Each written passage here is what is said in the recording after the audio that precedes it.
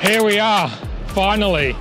After 10 months, we're finally at Tsukuba Circuit. This is just unreal. Playing PlayStation, watching Best Motoring, Hot Version DVD, this is the place. It's like we just got dropped into the game. Now we're here, we know the track is actually really narrow. Like I said, playing in the simulator. Once we're here, it's actually even narrower than what we predicted. We're gonna go walk around and then we'll explain turn 2, 3, and 4. Well, let's get walking.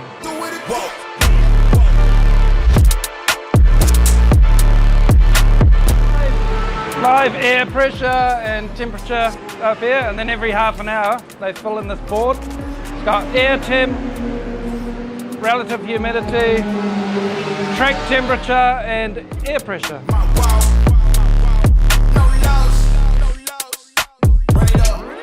Coming down with the Yokohama signers, that's turn 1, and it'll come through this fast chicane and coming around the second hairpin.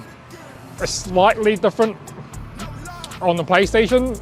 Now you're here, you can actually see the camber of this corner. Now we kind of understand why most of the driver just stay in and hog the whole inside of this corner instead of going to late apex, go out wide and cut in. You want to come through really fast through turn 2 and turn 3, like the chicane part. You want to get full speed into this corner, probably brake hard and hug the inside and then run it out wide. Yeah, so talking to Jacky, we're just going over this corner mainly. Like he said, you can see the camber here now. It's a lot more pronounced than it is on the game, on any game I've ever played, on the one that Jacky's been training on. So we hugged that inside, probably picking up the throttle just before that end of that curb, sort of where, if you can see down here, there's an AstroTurf that ends. That's where I think you want to be really almost putting full throttle in. With the camber on the corner, you might be able to just ease that throttle in slightly earlier than that and then just progressively feed it in. The next big point will be transitioning to the other side. Turn 5, you really want to get out wide so you can get that later apex to turn 5 and make it round 5, 6 and get that flat run straight through there. We'll see how the car is, what gear it is. It might be 3rd gear, it might be 2nd gear. It depends what rev range we're in. Ideally, we want to reduce the amount of gear shifts we have between here and the next corner. So if we can run 3rd out and then not have to change into 4th or even short shift to 4th and hold 4th around the next one, I think it's going to be better than running at the top of 2nd and then banging 3rd, or ultimately, yeah. Hard to say. We'll just have to judge that on the day. Depends how fast this guy is. So.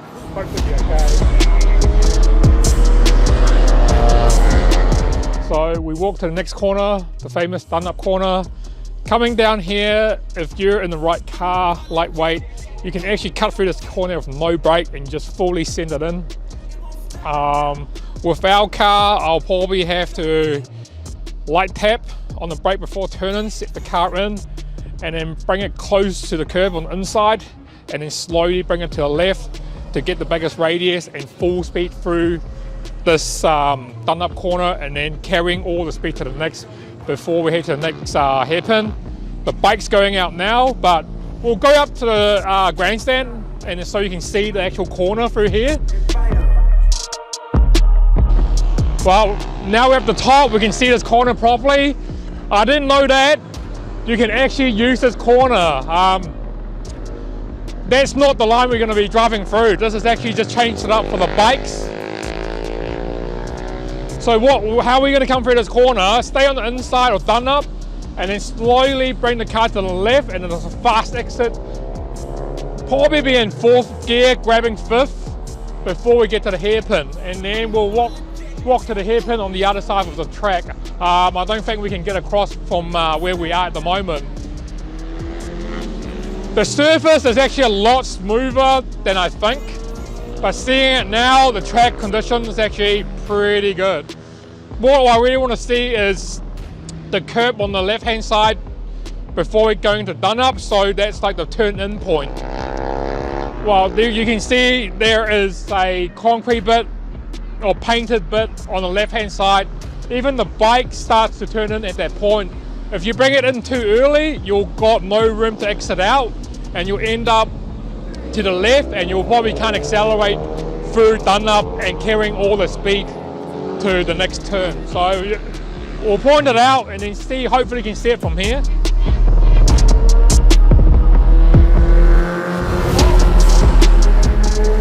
The back straight is actually a lot shorter than I think. Standing up here, looking at the distance, can we actually get to 200 k's exiting the last hairpin at 60 k's? So you have to come around that corner and exit, probably 65, 75 k's. Corner entry, our target is about 200 to 202. That will be on top of 5th gear, and there'll be a slight tap on the brake, send it in, and then downshift in the 4th. This is just insane. Being here, it's unreal. Like, when I first seen this track, I think, maybe 12, 13 years old, watching Best Motoring video. I remember it's the issue with the Mines Evo 5 kicking ass at this track, and it was like a brand new car at that time.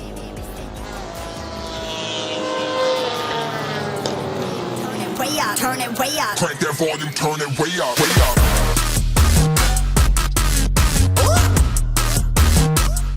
You're gonna look at the last corner. It's very long. It's actually not narrower than the game. So I think we'll come in top of 5th, slight lift, brake hard, turn it in, and drop 4th mid-corner instead of braking hard, going 4th, and then turn it in, which will lose speed. We want to trail that speed around the corner, try to make use of the aero and the tire grip, mechanical, both aero grip and mechanical grip around that corner. We should get around there, probably 140 to 145 k's, and exit speed, we should get about 170, 175, and then pass the front straight in 5th, and hopefully get under a minute.